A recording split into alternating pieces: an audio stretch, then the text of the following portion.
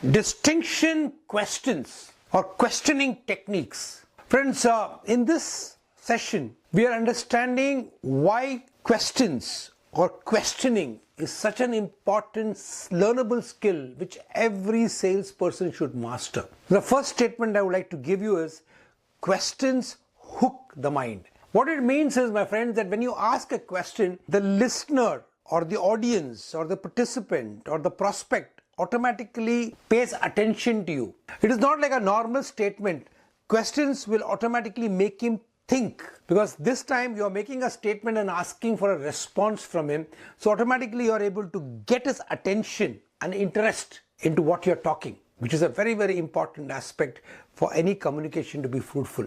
And friends, the second important thing is the person who asks the questions controls the conversation, because you are framing the question. So you are going to ask him something which is in your mind or your goal in mind. So automatically you are able to control what exactly you want to elicit the information from the other person. So the direction of the conversation is being controlled by you. And as an asker of the question, you also have a right to ask for a follow-up question, which can again get you more details into what you desire to get from him, and on that basis prepare your answers or presentation accordingly. Now there are various types of questions which I would like to share it with you. There are 6 in all.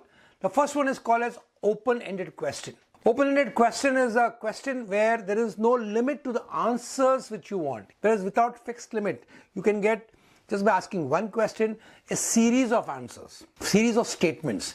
It encourages the listener to have a continued conversation and help get more information. And you also gets more insight into other person's feelings.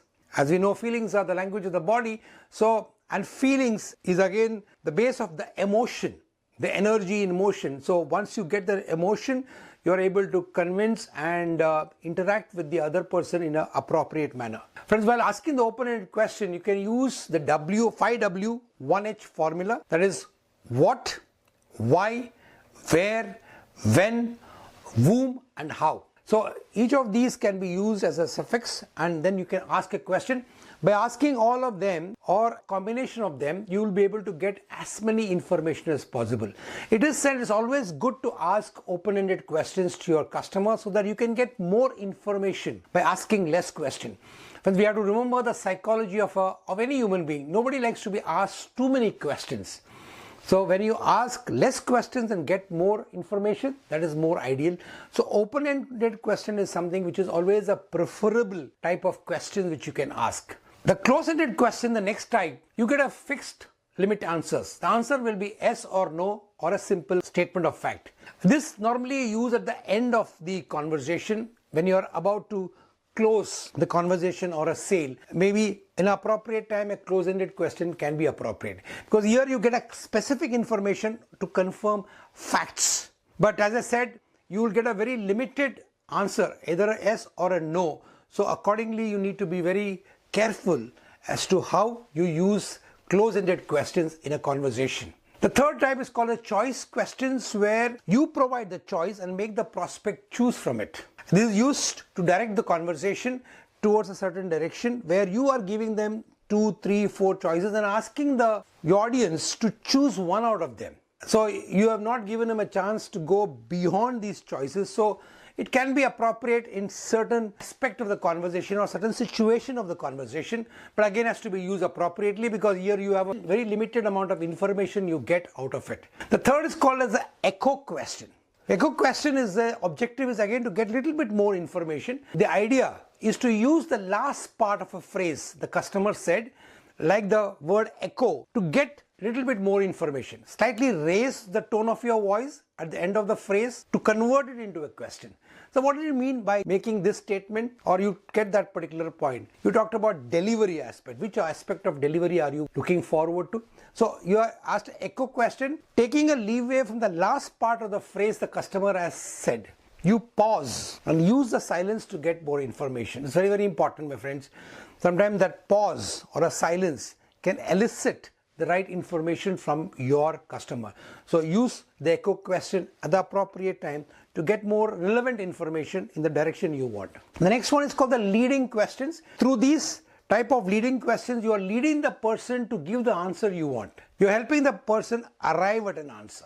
So leading questions are formulated or asked at a time when you are almost coming to the conclusion of the sales conversation, and you are making him come down to the relevant answers, or you are tracking his mind towards answering questions in terms of what you want. So isn't it urgent for you to finalize it before the year end? So you are making him realize the need for him to take a decision, and you are also giving him the relevant information of an year end, and thereby making him come to the conclusion or give you an answer which you desire. That's the objective of a leading question. The probing question is used to get more information as a sequel to you having asked an open-ended question, where you have got part information. After you have got information, it is another open question, a follow-up in narrower about one area.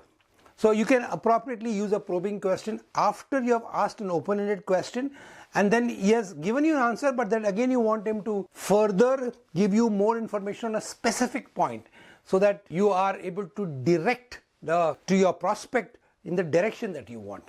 But as we have seen in all these types, the questionnaire is always in command whenever he is asking a question. If he knows to use the appropriate question, be it the close-ended, the choice-ended, the open-ended, the probing questions, the echo questions, the leading questions, if you can master the usage of each of them, you will be able to ensure that he is able to identify the need, desire, problems of his customer, and give an appropriate presentation with very less amount of statements to get it out.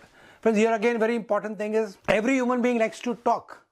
So when you are the person who's asking a question, you are also having this psychology of the customers in mind, who always likes to give more information, talk, and share his opinion or point of view. And you are using this particular human need by asking and framing the right questions to direct him to where you want to take it, and thereby ensure that you are able to consummate a win-win transaction which is going to be beneficial to everybody.